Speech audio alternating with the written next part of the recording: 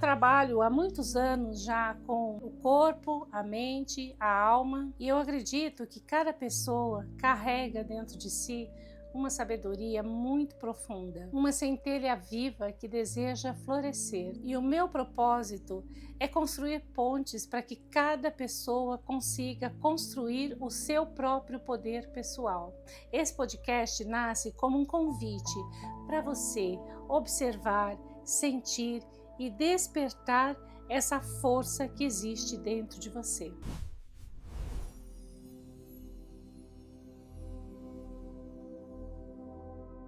Oi, eu sou Regina Del Chiaro, sou farmacêutica, sou da medicina tradicional chinesa, psicóloga e trabalho com terapias integrativas. A primeira faculdade que eu fiz foi farmácia, e farmácia ela me trazia uma precisão, uma ciência, e eu sempre queria a explicação da ciência.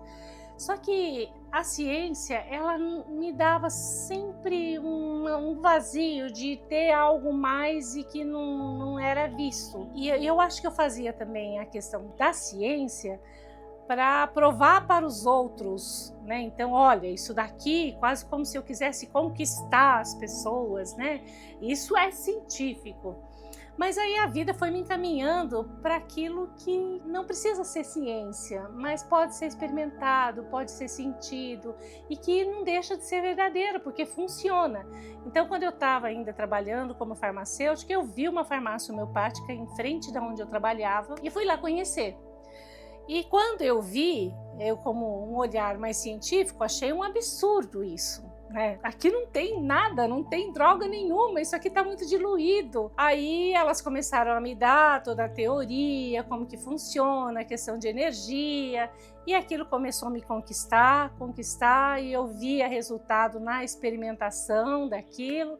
Enfim, acabei com 10 anos tendo uma farmácia de homeopatia, onde eu manipulava, e a parte que eu mais gostava ali era estar com as pessoas no balcão, falando, conversando, ouvir. Depois nasceu meu filho, eu saí, vendi a farmácia, vim morar em outro lugar, e aí, como eu sempre gostei muito de estudar, eu nunca parei, fui fazer medicina tradicional chinesa, que também, medicina chinesa é muito pragmática, os chineses são muito pragmáticos, então tem que ser o quê?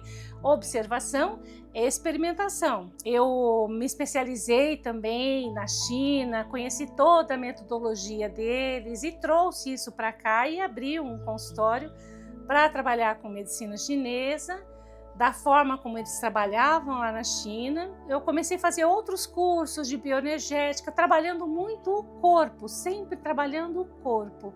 Mas eu tive muito interesse também em conhecer a mente humana, o que se passa na mente humana para que o corpo reaja dessa forma.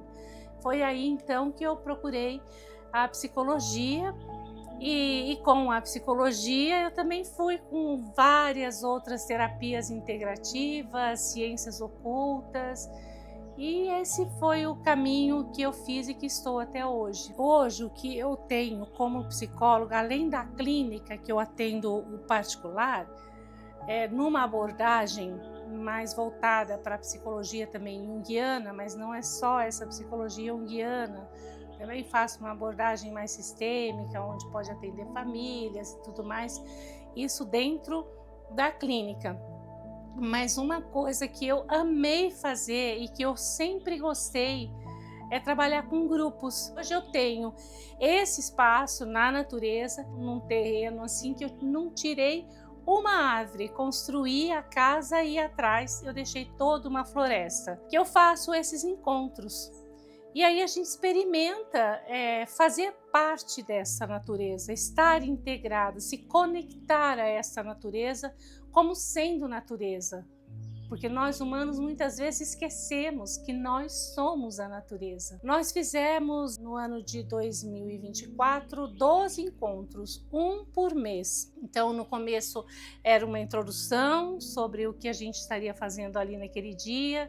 Depois a gente já tinha um momento de cura e oráculo, que ali a gente iria encontrar uma palavrinha para um comportamento humano que nos adoece. Então, um exemplo, não reclamar.